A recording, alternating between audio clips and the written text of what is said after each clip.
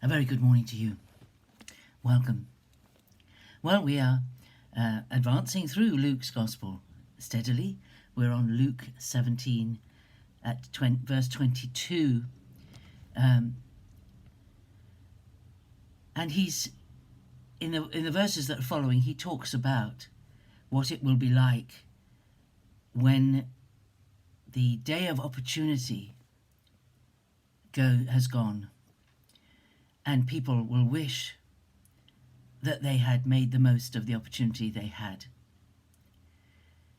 And this is my thought for the day, really, is that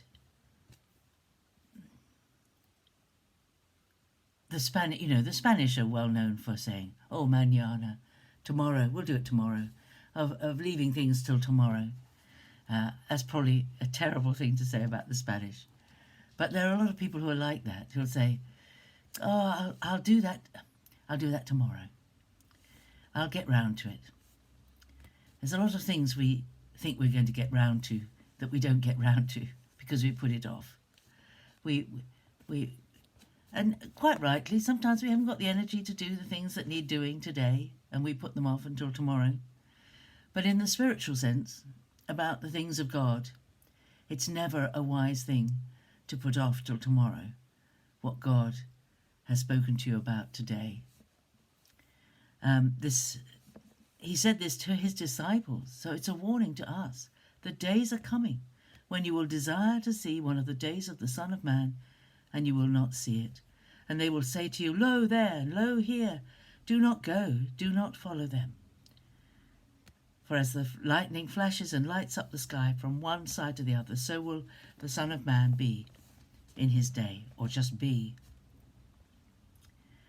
And he said this many times in different ways in his talks to his disciples and to the people who were following him, that his return would be sudden. There wouldn't be a lot of, there would be warnings, but people wouldn't take notice of the warnings that he was coming.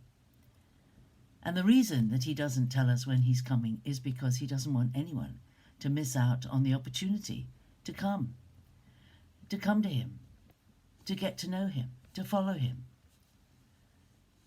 And I think there may have been days when the disciples themselves wished that they were back in the days that they were living as he was talking to them, because suddenly it would all end.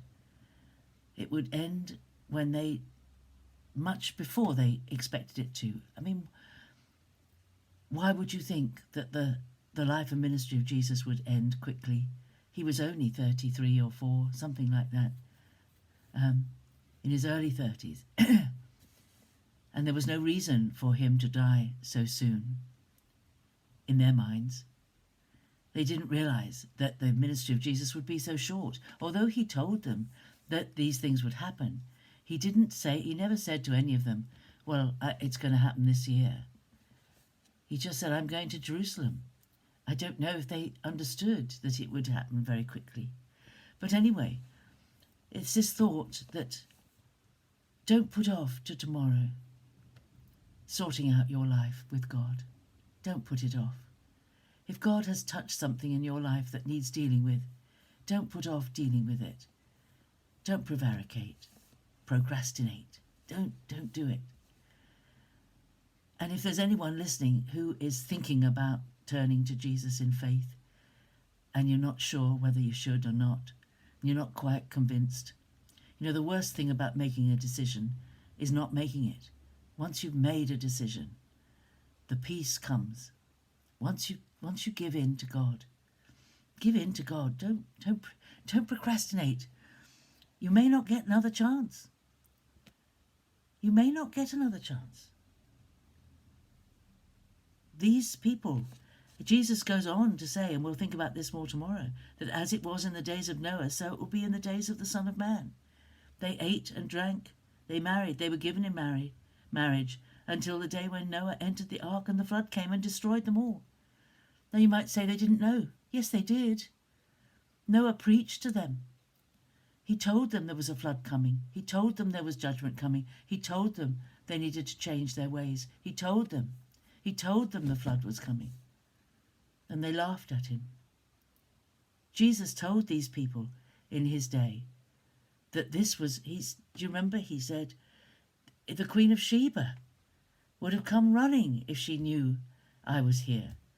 You know, the great people who of the Old Testament who were thrilled with what they saw would have been much more, even the places that were condemned would have come to repentance if they'd seen the things that the people of the day of Jesus saw, and they did not respond.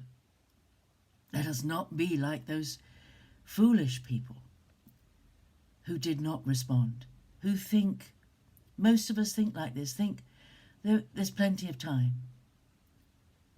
I've known people who have understood the gospel, realized what a difference it would make to their lives, and said to themselves, well, I can come to faith when I'm much older. I can live my life the way I want to live it, and then when I get nearer the end of my life, I'll turn to God. That's a very dangerous thing to think. God may not give that extra opportunity, or it may be that living your life away from God for a long period of time will harden your heart, something you do to yourself that will make it impossible for you to respond to God when the time comes. Or your call out of this world may come before you think it will, and you may not get the opportunity to turn. Don't procrastinate. This is the day of salvation. The moment is now, not tomorrow, now. Well, have a great day. Be blessed in all that you do. Don't put it off till tomorrow. But I will see you tomorrow. God bless you. Bye-bye.